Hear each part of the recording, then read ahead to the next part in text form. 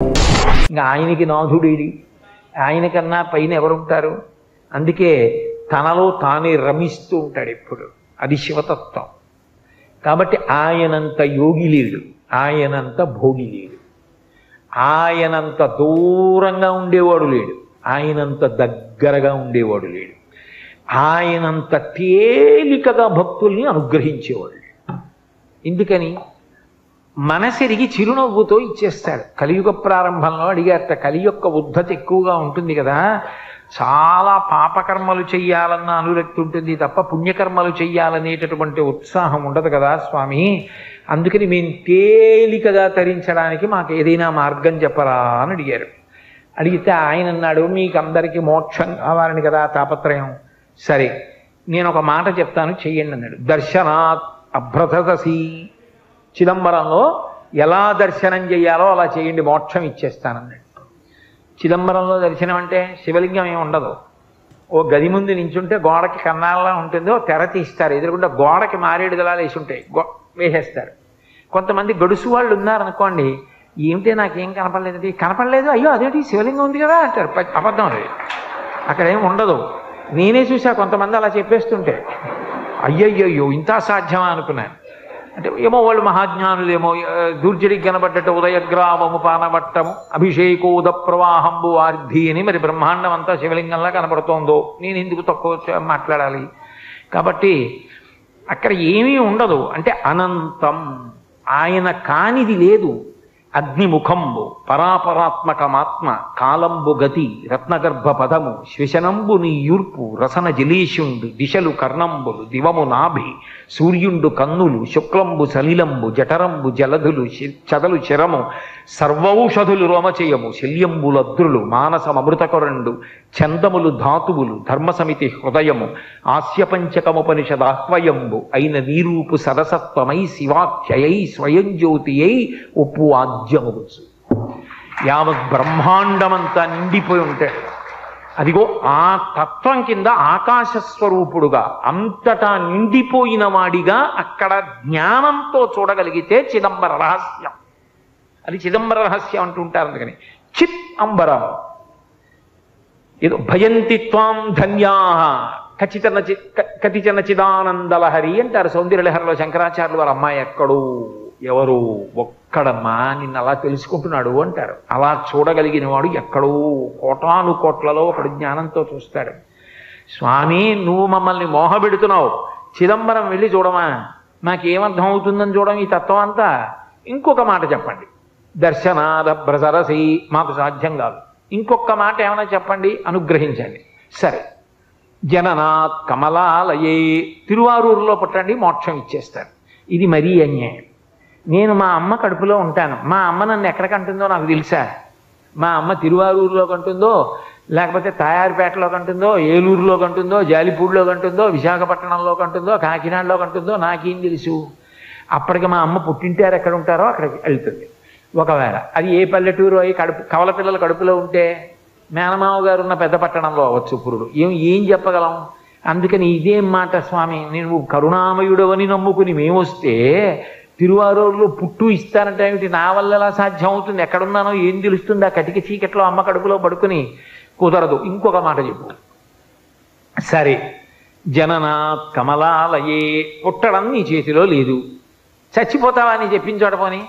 కాశ్యాంతు మరణాన్ముక్తి, బలవంతంగా చచ్చిపోవడం కాదు సుమా, సహజంగా నీ కర్తవ్యాలన్నీ అయిపోయాయి, కాశీ వెళ్ళిపో, ఇంకా నాకేం లేవు, నీ చేయవలసినవన్నీ చేసేసా, చెప్పులు ఇప్పేశా, ఇంకా నాకేం బెంగలేదు, మనవాళ్ళు కొడుకు చూసుకుంటాడు, కోడలు చూసుకుంటుంది, ఎందుకు వచ్చింది, హాయిగా వెళ్ళి కాశీలో ఉంటా, ఎప్పుడప్పుడు ఊపిరైపో. ఏమవుతుంది కాశీ ఉంటే అంటే, రామకృష్ణ పరమహంస దివ్య దర్శనం చేశారు. కాశీపట్టణంలో ప్రాణోత్క్రమణమయ్యేటటువంటి సమయంలో మనుష్యులకు కాదు సమస్త భూతములకు శివానుగ్రహం కలుగుతుంది. నమస్తారాయచ అని రుద్రాధ్యాయంలో ఆయనకి పేరు. ఆయన నామమే తారకనామం. ఆయనే సంసార సముద్రమును దాటిస్తాడు. అందుకని ఏం చేస్తాడు, ఆయన నామం ఆయనే ఉపదేశిస్తాడు. అది ఎలా అంటే, ఆ తల్లి పార్వతీదేవిట బయలుదేరి వచ్చి ప్రాణోత్క్రమణమైపోతున్నటువంటి వాడు ఇంకా ఊపిరందక కొట్టుకుంటున్నటువంటి సమయంలో పాలిండ్లు కదలంగ పసిడిపయ్యద వీచు అచలాధిపుని కూర్మి ఆడుబిడ్డ తుర్కారమునరించి తొండంబు ముక్కున శిఖరారావంబు జిలుకు డుంఠి ప్రథమోత్తముండు భృంగి భయరక్షణార్థంబు పాలాగ్రమున తీర్చు భసిత రేఖ ప్రత్యక్షమై వచ్చి భాగీరథీ గంగ మృదులహస్తము సాచి మేనునివురు దక్షిణ శృతి మీదుగా ధాత్రి త్రిళ్ళి పెద్ద నిద్రకు మాగన్ను పెట్టువేళ పంచజనులకు తారక బ్రహ్మ విద్య అభవుడుపదేశమురరించునప్పుడు కాశీ. కాశీపట్టణం అంటే ఆయనకి అంత ఇష్టం.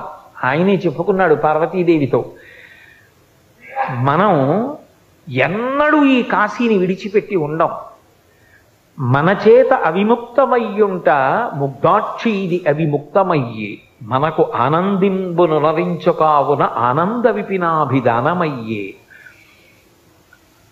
మహాశ్మశాన భూముల సంవసింతునీగాన నేనుంట ఇది మహాశ్మశానమయ్యే నూరంత ప్రొద్దున నుండి రుద్రుండనీగాన రుద్రగేహాఖ్యయ్యే అసియు వరుణయు కూడి అక్షర సరవితో వారణాసియన్ సంజ్ఞయయ్యే గాశ్రుదీప్తాయనంగ విఖ్యాతమైన ధాతువున కాశీ అయ్యే భూతలంబునందు అని చెప్పాడు. కాశీ నిత్య నివాసం, ఎప్పుడూ పార్వతీదేవితో శంకరుడు అక్కడ ఉంటాడు. అందుకని ఆ ప్రాణోత్క్రమణం అవుతూ చెమటలు పట్టేసి ఊపిరందక మనసు ఇంద్రియముల యొక్క శక్తులు వెనక్కి లాగేస్తుంది. కళ్ళు చూడవు, చెవులకి వినపడదు, ముక్కు వాసన చెప్పదు, ఊపిరి అందదు, చెమట. కొడుకేదో అంటూ ఉంటాడు, వినపడదు, పడుకోబెట్టేస్తుంటారు చాప మీద, బయట పడుకోబెట్టండి అంటారు, అదొక భయం. అటువంటి సమయంలో తులసి నీళ్లు పోస్తాడు, గుటకపడదు, ఎదురుగుండా భటులు. అంతటి భయంకర వేళ పాలిండ్లు కదలంగ పసిడిపయ్యద వీచు అచలాధిపుని కూర్మి ఆడుబిడ్డ. పార్వతీదేవి వచ్చి విసినికర్రతో కాదుట, తన పవిట కొంగుతో విసురుతుందిట. అమ్మవారిని చూస్తూ తన్మయత్వంతో జగదంబ మా అమ్మ శ్రీమాత అని శాంతి పొందుతట. అచలాధిపుని కూర్మి ఆడుబిడ్డ తుత్కారమునరించి తొండంబు ముక్కున శిఖరారావంబు జిలుకు డుంఠి. ఏనుక్కి 8 ప్రదేశముల నుంచి మదజలం కారుతుంది అని. ఆ డుంఠి గణపతి ఆ మదజలం తడిగా ఉంటుంది, సువాసనతో ఉంటుంది, అందుకే తుమ్మెదలు వాలుతూ ఉంటాయి. దాన్ని తొండం చివరి భాగంతో ముక్కు దగ్గర చిమ్ముతూ ఉపశాంతి కల్పిస్తాట. డుంఠి గణపతి బయలుదేరి వచ్చి కంఠవేది మీద చంద్రవంక ఉండి ఎడం పక్కకి తొండం తిరిగితే డుంఠి గణపతి అంటారు.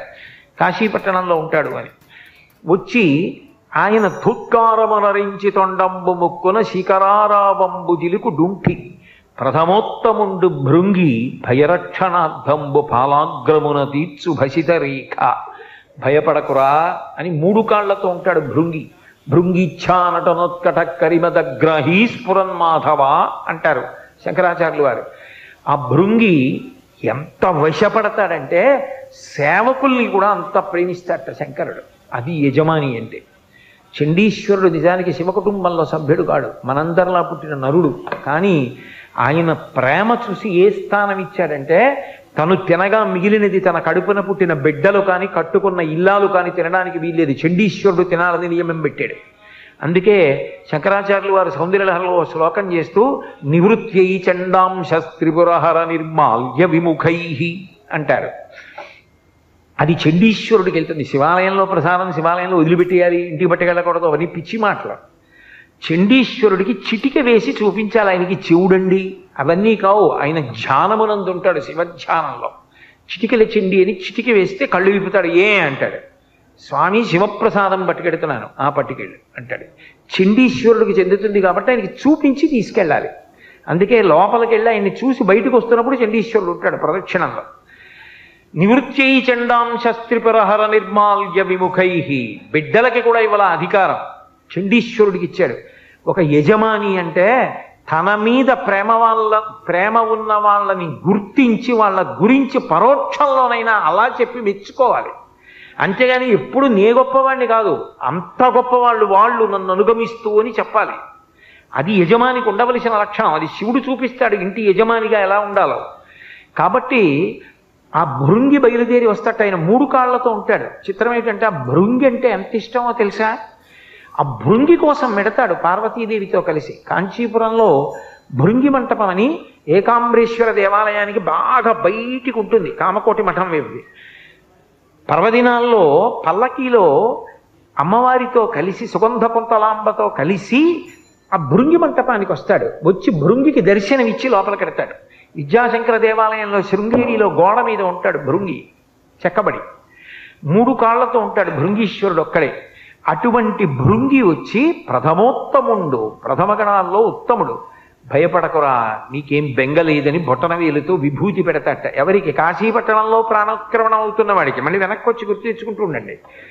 ప్రథమోత్తముండు భృంగి భయరక్షణార్థంబు పాలాగ్రమణ తీర్చు భసితరేక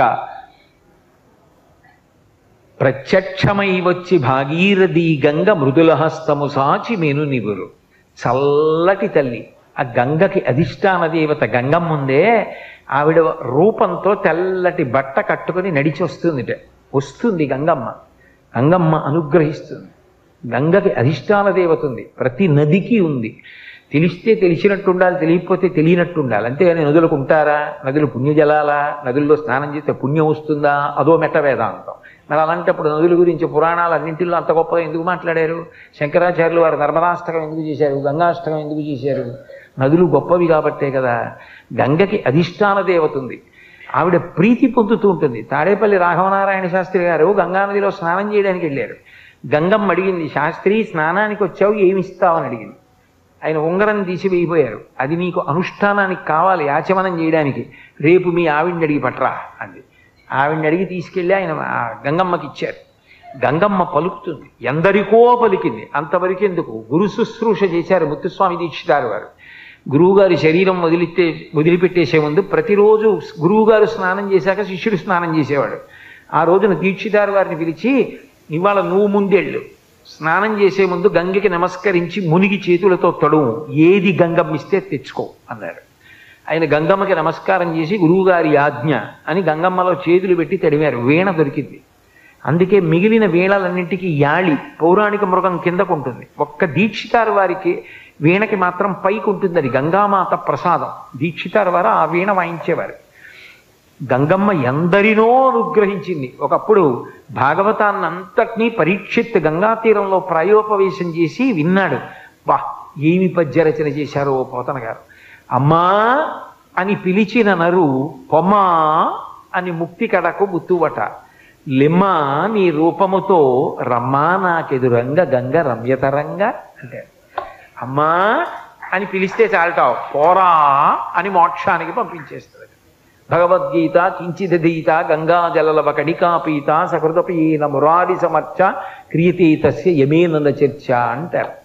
అటువంటి గంగమ్మ, ఆ గంగమ్మ వచ్చి చల్లటి చేత్తో ఒళ్ళు నివురుతుంది. దక్షిణ శృతి మీదుగా ధాత్రితరిళ్ళి పెద్ద నిద్రకు మాగన్ను పెట్టువేళ. మామూలుగా నిద్రపోయినవాడు మళ్ళీ లేస్తాడు రేపు పొద్దున్న. ఇది పెద్ద నిద్ర.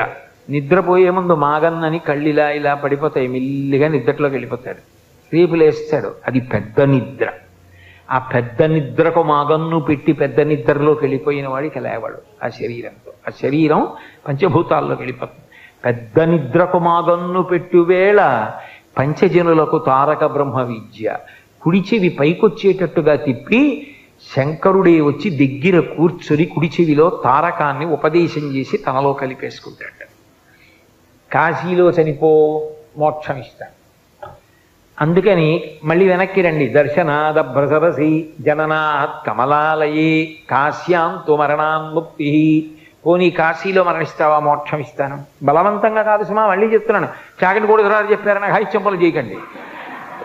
నేను చెప్తున్నది సహజ మరణం, కాశీవాసం చేసి. అయితే స్వామి మా సంసారం ఎంత గొప్ప బంధనాలో నీకు తెలుసు కదా. పెరిగే కొద్దీ ముచ్చట్లు ఎక్కువ. ముందు కొడుకు మీద ముచ్చట, తర్వాత మంచి కోడలు వచ్చిందని ముచ్చట, ఆ తర్వాత మనవడి మీద ముచ్చట. ఇక్కడ ప్రసంగం చెప్తుంటే ఇంటి దగ్గర ఎక్కడో టీవీలో వస్తుంటే వాడికి తెలియక టీవీలో తాతగారు ఉన్నారనుకుని తాత దా నరుస్తున్నాడని ఫోన్ చేసి చెప్తే తలడిల్లిపోతాడు తాత. ఇన్ని బంధాలు, నేనెక్కడ కాశీరా, కాశీలో ఉండనా, అవుతుందా నా వల్ల? అయ్యే పని కాదు. ఇంకొక మాట చెప్పు, స్మరణాత్ అరుణాచలే, కనీసం అరుణాచల శివ అరుణాచల శివ అరుణాచల శివ అనుకుంటావా? అలా అనుకో చాలు. స్మరణాత్, అరుణాచల శివుడిని స్మరిస్తుండు. ఆ కొండ, ఆ శివలింగం, ఆ గిరి ప్రదక్షిణం అవి మనసులో స్మరించుకుని అరుణాచల శివ అంటుండు. ఎప్పటికప్పుడు పాపదహనం చేసి నీకు మోక్షం ఇస్తాడు. చాలు. ఇంకింతకన్నా అడిగితే బాగుండదు స్వామి. 4 ఇచ్చావు, ఏదో ఒకటి అంటాం. అంతేగాని ఇంకా చాలదంటే ఇంతకన్నా అన్యాయం ఇంకోటి ఉండదు. ఇన్ని వరాలు ఇచ్చావు. బిడ్డలని అనుగ్రహించడంలో అంతటి కరుణామూర్తి. అసలు నిజానికి మీకు ఒక్క మాట చెప్పిన ప్రవచనం పూర్తి చేస్తాను. లోకంలో ఏదో సత్కారం చేస్తామండి, ఓ దండేస్తామంటే వస్తాడు ఎవడన్నా, ఏదో మీకు బట్టలు ఇస్తామండి అంటే పుచ్చుకుంటారు, మీకు పాములు ఇస్తామండి అంటే పుచ్చుకునేవాడు ఎవడన్నా ఉంటాడా? శివుడు ఒక్కడే, నాగభూషణుడు. అంతేకాదు, మీరు కింద నించోండి పైనుంచి నీళ్లు పోస్తామంటే పుచ్చుకునేవాడు శివుడు ఒకడే. శివుని శిరమున కాశిన్ని నీళ్లు చల్లి, రాజశేఖర చరిత్రం అందులో అంటాడు, శివుని శిరమున కాసిన్ని నీళ్లు చల్లి పత్తిరి సుమంత నెవ్వాడు పారవయించు, కామధేనువు వానింట గాడి పసర, అల్ల సురశాఖి వానింట మల్లె చెట్టు. వీడేం పెద్ద రుద్రాధ్యాయం అంతా చదివేసి స్వరంతో మంత్రాలు చెప్పేసి పరమభక్తితోటి అభిషేకం చేసేవి లేదు. ఇన్ని నీళ్లు సమృద్ధిగా ఇస్తే ఉద్ధరణో టట్టుకొచ్చి ఇలా పోస్తూ ఉంటాడు. నీకు చేయిస్తే స్నానం అలా ఓ చిన్న గిన్నెలో నీళ్లు వేసి ఉద్ధరణేసి భార్య పెట్టి స్నానం చేసినండి అంటే, ఇంత కృష్ణానది ఇంత ప్రవాహం ఇన్ని నీళ్లు ఇచ్చాడా? మీరంటే భక్తులు చక్కగా చేస్తారు. నాలాంటి ధూర్తుడు ఆచమన పాత్ర అట్టుకుని ఇలా ఏమి ఇలా పోయిలేవు, కనీసం అన్ని నీళ్లు ఇచ్చాడు కదంటే బద్ధకం, ఓ బిందెతో తేడు ఇంకోసారి, లేదా వరదల కింద పోసేస్తాడు. అంతే, అతివృష్టి అనావృష్టి. కానీ అందుకని నీళ్లు చల్లి అన్నాడు. అభిషేకం ఎక్కడ చేశాడు రా నాలాంటి వాడు అని నన్ను దృష్టిలో పెట్టుకుని వాడు నీళ్ళు ఎక్కడ పోశాడు? నీళ్లు చల్లాడు. పోనీ పత్రి మనస్ఫూర్తిగా ఓం నిధనపతయే నమః అని ఇలా వేశాడా? ఇలా చల్లేయడమే. పత్తిరి సుమంత నెవ్వాడు పారవయించు, పారేశాడంతే ఆయన మీద. అయినా ఆయన పొగిపోయి పోన్లేరా, మారేడు దళాలు తెచ్చావు, నా మీద నీళ్లు చల్లేవు, ఏదో నేను ఉన్నానని నమ్మి వచ్చావు, చాలేరా. వాడు అలాగే చెప్తాడా కోటేశ్వరరావుని పట్టించుకోకుండా నేను చూస్తాను కదా అని. అల్ల కామధేనువు వాడింట గాడిపసర, కామధేనువుని తెచ్చి ఇంట్లో కట్టేస్తాట. అల్ల సురశాఖి వానింట మల్లి చెట్టు, కల్పవృక్షాన్ని తీసుకొచ్చి ఇంట్లో ఏదో మల్లి చెట్టు పాతినట్టు పాతేస్తాట. అంత సులభుడు. ఆయనంత ప్రసన్నుడు లోకంలో ఎవరు ఉండరు. భగీరథుడు తపస్సు చేస్తే ఊర్ధ్వబాహు పంచతప మాసాహారో జితేంద్రియ తస్య వర్ష సహస్రాణి ఘోరీ తపసి తిష్ఠిత. రామాయణం బాలకాండ. ఆయన చేతులు పైకెత్తి 1000 సంవత్సరముల పాటు 4 వైపులా అగ్నిహోత్రాన్ని పెట్టుకుని సూర్యుణ్ణి చూస్తూ తపస్సు చేస్తే కొన్ని 1000 సంవత్సరముల తర్వాత తస్య వర్ష సహస్రాణి 1000 సంవత్సరముల తర్వాత బ్రహ్మగారు ప్రత్యక్షం అయ్యాడు. మా వంశం నిలబడాలి, తథాస్తు. మా ప్రపితరులు సగర చక్రవర్తి కుమారుడు సగరలు బూది కుప్పలై పడిపోయి ఉన్నారు పాతాళ లోకంలో. ఆకాశగంగ ప్రవహిస్తే తప్ప వాళ్ళు ఉద్ధరణ పొందరు, అందుకని ఆకాశగంగని విడిచిపెట్టు, పాతాళ లోకానికి తీసుకెడతానన్నాడు. కుదరదు. గంగాయా పతనం రాజన్ పృథివీన సహిష్యతి తాం వై ధారయితుం వీరనాంజం పశ్యామి శూలినః. ఆకాశగంగ పైనుంచి భూమి మీద పడితే తట్టుకోదు భూమి, భూమికి ఆ శక్తి లేదు, ఆ ధార తట్టుకోగలిగిన స్థితి ఉండదు, దెబ్బతింటుంది భూమి. భూమి ఎవరిది? కపిలాన్ రూపమాస్తాయాధారయత్రణిత అనిశం ధరాం. కపిల మహర్షి రూపంలో విష్ణువుది, శివుడిది పృథ్వీలింగం. నేనేవండి? శంకరుణ్ణి అడుగు, శంకరుణ్ణి నేను శాసించలేను, ఆయన ఒక్కడే పట్టగలడు గంగ పడుతుంటే. వీరనాంద్యం పశ్యామి శూలినః. అన్యులెవరూ పట్టుకోలేరు, ఒక్క శివుడికే చెల్లి. ఆయన్ని ప్రార్థన చేయి, ఆయన పట్టుకుంటారంటే నీ ఇష్టం అన్నాడు. మళ్ళీ శివుడి గురించి తపస్సు చేశాడు. చిత్రం ఏమిటంటే ఇంత పెద్ద తపస్సు అక్కర్లేకపోయింది. ప్రత్యక్షం అవుతూనే ప్రీతస్తేహం నరశ్రేష్ఠా కరిష్యామి తమాప్రియం శిరసా ధారయిష్యామి. నేను వచ్చి ఆ గంగమ్మని పట్టుకుంటాను పద అని వచ్చి హిమవత్ పర్వతంలో నిలబడి కాళ్ళు రెండు దూరంగా పెట్టి పాండురంగంలాగా నడుం మీద రెండు చేతులు వేసి ఆకాశం వంక చూస్తూ వదిలిపెట్టమన్నాడు గంగని. ఆ పైనుంచి పడుతోంది. సాక దంచన్మహింగంతుం నశక్నోద్యత్నమాస్థిత నైవ నిర్గమనం లేభేజటామండల బోహిత అంటారు మహర్షి. అహంకరించింది. ఏమిటో పెద్ద డాబుగా నిలబడ్డాడు, ఈడ్చి అవతల పారేస్తాను. పావులతో రాక్షసులతో మొసళ్లతో పడుతున్నప్పుడు శంకరుణ్ణి పెద్ద పట్టుకుంటానంటున్నాడు. ఈడ్చి పాతాళానికి తీసుకెళ్తా, అప్పుడు తెలుస్తుంది గంగంటే అనుకుంది.